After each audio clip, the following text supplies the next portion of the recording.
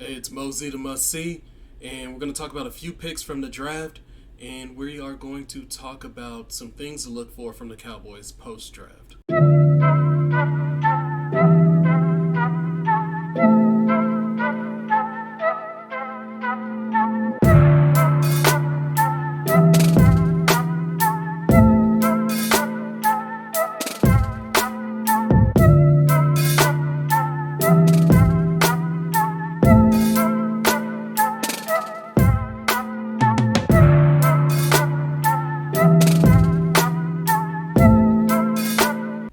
All right, first, we're going to talk about some things I didn't like about the draft.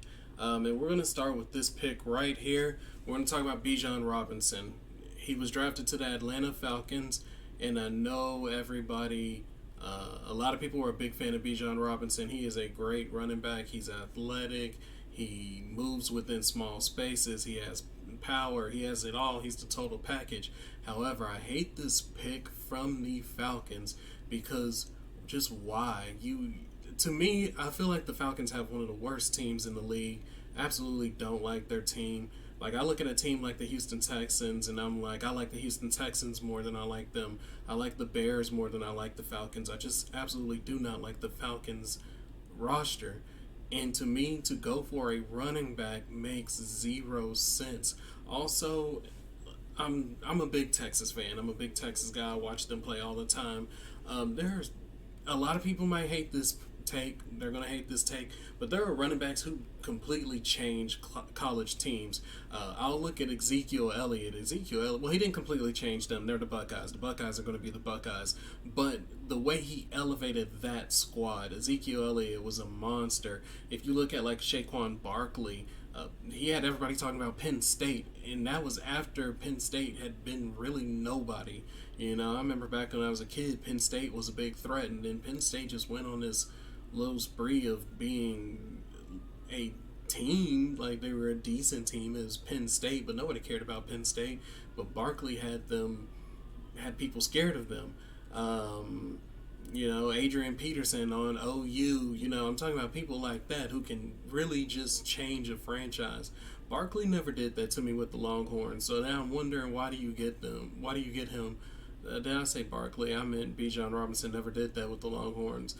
So why would the Falcons go after him? But I'm not trying to hate on the pick too much, because at the same time, if they don't pick him and he goes to the next team, which is the Philadelphia Eagles, which I'm pretty sure they take him if he's there, the Philadelphia Eagles are extremely dominant.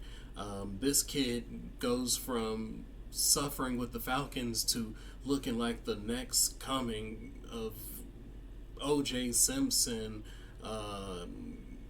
Emmitt Smith, Barry, saying he's going to, behind the Eagles' offensive line, Bijan Robinson would have been completely dominant. So I'm not hating on the player, I'm just hating on the pick. It made zero sense for the Falcons to do that. The next pick that made absolutely no sense to me, the Lions. They went with Gibbs. Once again, I'm not hating on the player. Well, I'm going to do a little bit of hating on the player with this one, because Gibbs was barely a first round running back to me, honestly.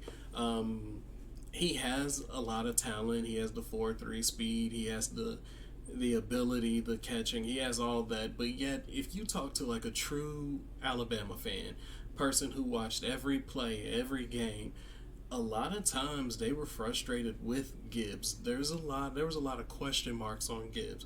So then when you take him with that high of a pick, that to me is really questionable. I feel that this running back class was extremely deep, and I felt that you could have waited. I felt there was no need to reach up and grab a Gibbs. But hey, you do whatever you want to do. Just didn't make any sense to me. The next pick I want to talk about, this is the steal of the first round. My steal of the first round is different than everybody's. Christian Gonzalez, I absolutely thought was a beast. This guy's the number one cornerback to me. He has the total package. I felt like he could do everything. I thought he was going to go way higher in the draft.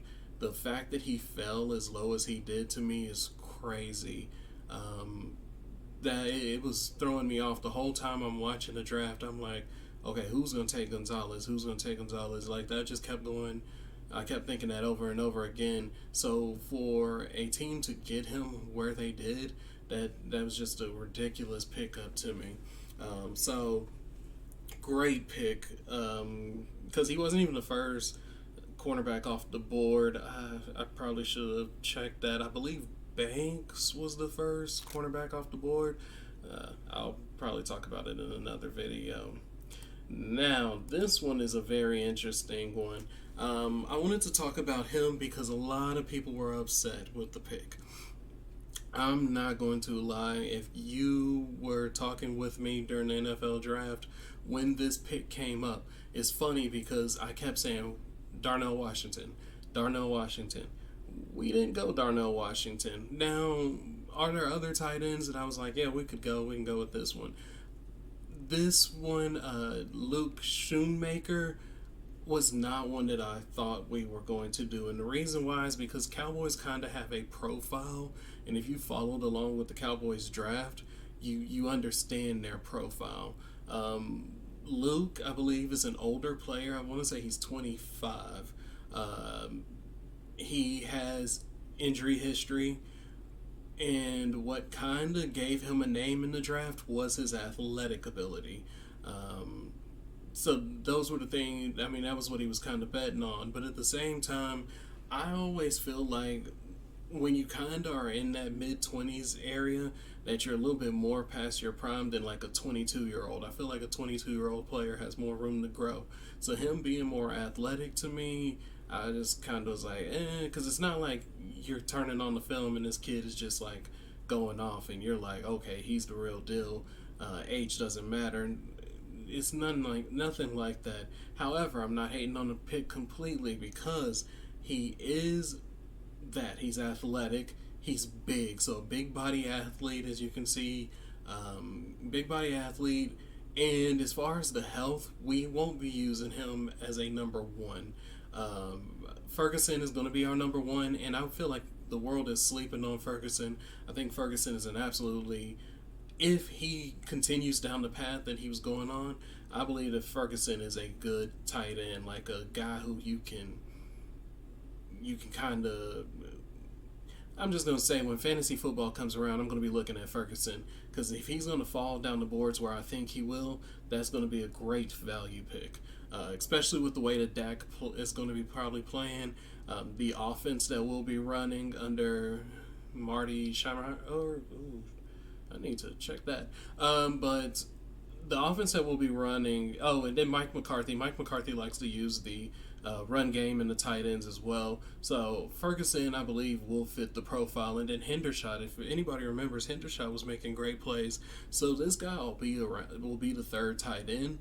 And that will help a lot because that'll kind of let his body heal, or he won't be at high risk, but he will still give us that big body athlete. So I'm excited to see what the Cowboys do with him, what packages they put him in, what we plan on doing, because he is a good receiving threat, and he is what I would say a ready now tight end. He's a guy who's going to come into the league and he's ready to start taking snaps now. Now, where is his ceiling at? I don't know. I don't know if he'll ever be like a starting quality tight end. I personally, if I had to put my money on it, I don't think he is. But he does give us another target right now, which is what I think the Cowboys wanted. So I understand that pick. The next person I would like to talk to, this kid right here. This was not a draft pick. This was an undrafted free agent. We picked him up. He was one of the biggest watches. Like, a lot of people were watching to see where he was going because I believe on a lot of boards he was the number one fullback. And this kid does it all. He can play the passing game. He can play the running game. He has the total package. I believe he will make the roster. No doubt. He should be on our roster once all the cuts are said and done. He'll be our H-back. But here comes the thing. While you're looking at this, I want you to really look at him move. he reminds me of Kyle Juszczyk. I always just call him Juice, but he reminds me just the way he moves. When it's time to make contact, the way he lowers his shoulder, like look at the way he catches the ball, the way he moves, everything. Even their sizes are identical. Kyle is 6'1", 235, and this kid Hunter Lupke is 6'1", 230. So the only difference is a 5 pound difference. The kid is athletic, and here it is. Look at him just lower the shoulder and just try and power through. Now, what I will say is I hate his pad height. That is one thing that Kyle Juszczyk has way better than him. But I mean, that's an NFL player. You're talking about the number one fullback in the NFL versus a kid who went to North Dakota State. So he can, but look at how hard he runs. Look at the like just between the way he runs, the strength, the speed, the quickness, the combination of all things, he reminds me of him. And that's why I have this one right here. You just watched Hunter play. Now look at this. Look at Juice right here. You can just see it. And that's been the thing. Every time I look at video on Hunter, this is what I see. Now, I'm not saying that he's going to be this, because also when you watch Juice play, he's a lot smoother. Kyle Juszczyk, he's a lot smoother. Like the way he plays the game, like this is one of the few. It's not often that you look at a fullback and you're just really looking at the fullback, the way that they move and everything, because they're usually like big clunky guys, but he's just super smooth for a fullback. So I'm not saying that they're the exact same guy. I'm not saying that he's going to be this guy, but I'm saying this is what I see when I watch him. And if he can develop this just smoothness that he has, that would be a huge pickup. The Cowboys having a guy like this, a utility player like this, would be very, very useful. And then a lot of people keep talking about us picking up Zeke. Oh, we're going to re-sign Zeke. We're going to re-sign Zeke. But if we can get Hunter to be our H back, I don't think you need Zeke. You know, you got a guy who he's not as good as Zeke. Don't get me wrong. Zeke is a beast. But we do have Tony Pollard. We do have Deuce Vaughn. I would want him to try and give him playtime, let him develop. Let's see if we can get somewhat of this out of Hunter. All right? That's all I'm saying, because that could be huge for us. Now, let's talk about the Cowboys. The first round draft pick, Mozzie Smith. Some people weren't the happiest about it. There were a lot of people who were very happy about it. If you know me, you know I was very, very, very happy about it. Mozzie Smith was everything he was what I wanted. There were some other people that I did want as well. You probably saw me talk about them. I wanted Lucas Van Ness, but Lucas Van Ness, that was a reach to me. As big of a fan as I am of Lucas Van Ness, and I was talking to a lot of people, and some people were like, "Oh, I see J.J. Watt in him, and this and that." I can say, okay, if you see the traits, okay, but you never really just saw it in him. So I was like, getting picked that high by the Packers, that was kind of a reach to me. But the kid has a lot of talent, so I respect it. And then the only other pick I really just wanted was Bijan Robinson, and neither one of them were expected to fall. So the only pick that I was just really wanting, who actually was there, was Mozzie Smith. And let me put some clarity on that, because a lot of people, including me, you'll hear me say this in my draft logic about getting a run stopper. We're in a passing league. It's a passing league. You got to throw the ball. We're not in the 90s anymore where you run the ball. So to get a player who is a run stopper, it isn't as valuable as other positions are. However, this is the brilliance of the Cowboys. You have a guy like Mozzie Smith. That is a guy we have needed for a while. So what do? you fill the holes that you need to make that pick worth it. Because a lot of people are like, oh, that's a second round pick. That's a second round pick. Okay, that's a second round pick. But when you go out and you get Brandon Cooks, so we got a speed receiver, a 4-3 receiver. Okay, we need a guy to play the opposite side of Diggs. We go get Gilmore. Go look up the numbers. Go look up the stats of Gilmore. Gilmore is still a top producing cornerback. So we filled up the cornerback hole. We filled up the receiving hole. Yeah, we could get younger on the offensive line, but at that position at 26, we're reaching. What else did you want at that position? The receivers weren't worth it. Cornerback, I would have we could have got a third cornerback, but it's not needed. The safeties were a reach at that position. Everything was a reach at that position. The only guys who you could look at and say, okay, a lot of people wanted Michael Mayer. I don't think people would have been mad with that. A lot of people wanted Nolan Smith. People wouldn't have been mad at that, but I think Nolan Smith was an overrated pick, and a lot of people are going to hate me for that because everybody's calling that the pick of the draft. Yet, to me, when I was doing my scouting on Nolan Smith, he's undersized and he's always in the injuries is a problem to me. He works with the Eagles because the Eagles aren't going to need him, and that's the truth. That's why all the other teams passed on him. Because if you have to rely on him being there, if you have to rely on him being healthy, then you're betting against yourself.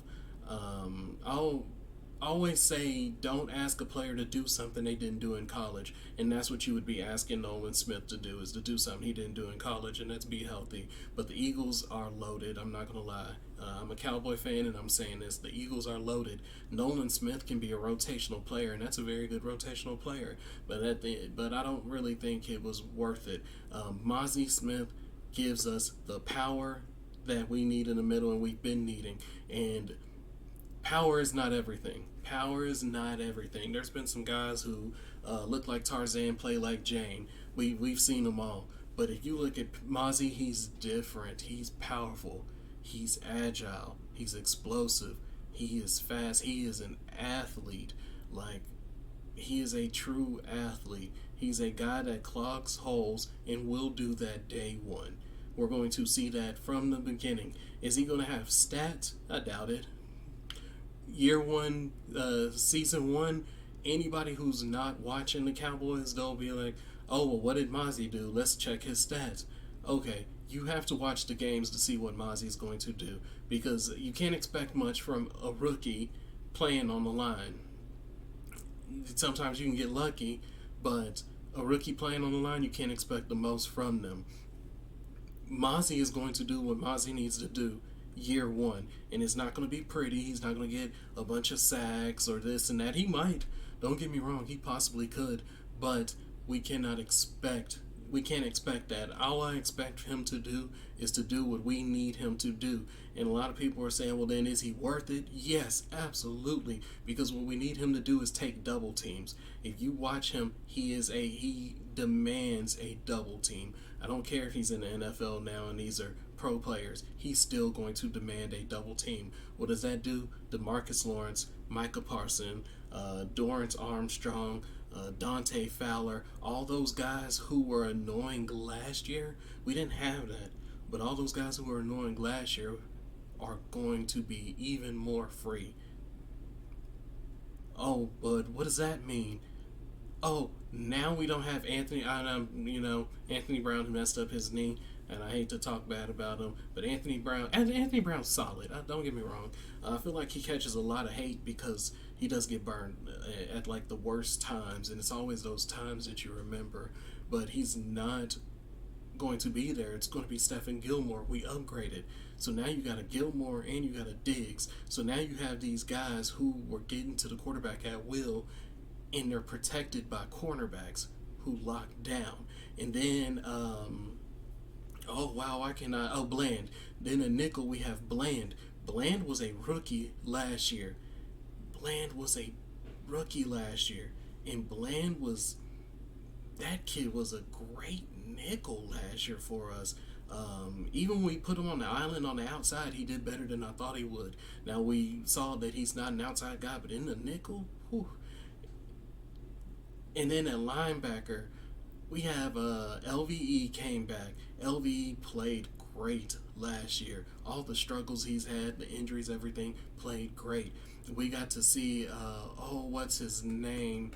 Man, I'm blanking out. The guy from LSU, but we got to see him play, and we didn't think we were going to see him play. We thought he was going to be out the whole year with injuries. That guy, he was athletic. He showed his athletic ability. He's coming back, and he's going to be healthier. He was doing that. He was running people down, and he was not at 100%. He's coming back. We've got the linebackers are there for us. We have everything. The only thing we needed was the guy in the middle. And then the best thing about having Mozzie Smith is we have Hankins. Hankins does what Mozzie's going to do, but Mozzie has a higher ceiling than Hankins. But Hankins is the vet. So you're having a guy who says, what the Cowboys need you to do, I can do. And I'm going to show you how to do it at an NFL level. So Mozzie's going to get to work with Hankins and develop from there. And so we're going to have both of them in the middle. Unless we're running a 3-4, we're switching it up, things like that. But when we go into a 4-man front, you're going to have Hankins and Mozzie. So when we need to go in the run-stop defense, this year I'm optimistic about us having a run-stop defense. Our defense is going to be very nice, and that's what makes Mozzie Smith worth that pick, because he complements everything that we want to do on defense. All we need is our offense to perform at its best. I need Dak to get back to being Dak. The injuries has him kind of weird. He's not stepping in the throws. There's a lot of things that Dak's not doing. I need Dak to get back to being Dak. Tony Pollard, he broke his tibula, I believe, and I'm hoping that he comes back to 100%, because we need him to be Tony Pollard. And I think another big sleeper is Deuce Vaughn. That kid, oh man, Deuce Vaughn does everything, and he is fast. He's explosive. He is a Darren Sproles prototype, and I'm excited to see how they're going to use Darren Sproles, because the offense coordinator we have now, I believe, had Darren Sproles, and I believe when Darren Sproles, I believe he had him in with the Chargers, and I believe when Darren Sproles broke out, which was after Michael Turner, I want to say it was with the offense coordinator we have now. I need to research that, actually, as a matter of fact, because that just popped into my head. Because I remember LaDainian Tomlinson, and then they had Michael Turner, and then they had Darren Sproles. And everybody knows LaDainian Tomlinson, he's a Hall of Famer. But you remember Michael Turner. Michael Turner was a beast, and then got a big contract to go play with the Falcons. And Sproles went on to go play with the Saints. Or did he go Saints then Eagles, or Eagles and Saints? Something like that. Well, he ended with the Eagles, so I believe Saints then Eagles.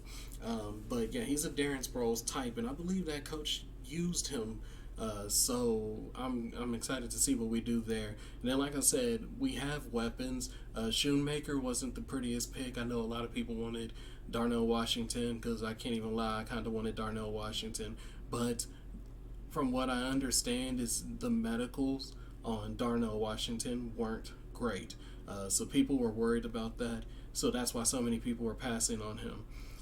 So, yeah, we'll see what we can do. I'm excited to hear about rookie camp, see what's going on. I like that the people that we brought in were athletes. If you look at the athletic score on a lot of people that we drafted, a lot of them had really high athletic scores. So the Cowboys are going for athletes, and that's new, because one of the things I felt that we've been lacking a lot lately is athletes, and also just a competitive nature.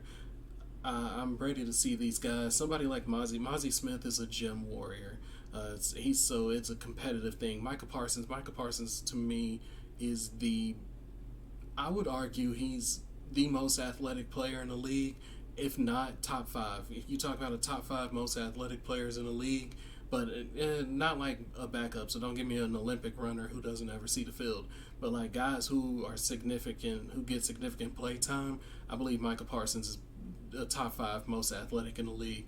And then we have Tyler Smith. Oh man, I'm hoping Tyler Smith, Mozzie Smith, they go back and forth in the gym trying to outdo each other, because iron sharpens iron, steel sharpens steel, something like it's one of those sayings. But you know what I'm trying to say. I want to see the Cowboys compete, and I'm hoping that's what the reports say is that these kids are out there competing with each other at the rookie training camp, and then when we get into the main training camp, I'm ready to see what reports we get from there. And I believe the Cowboys are a real threat as long as they stay healthy.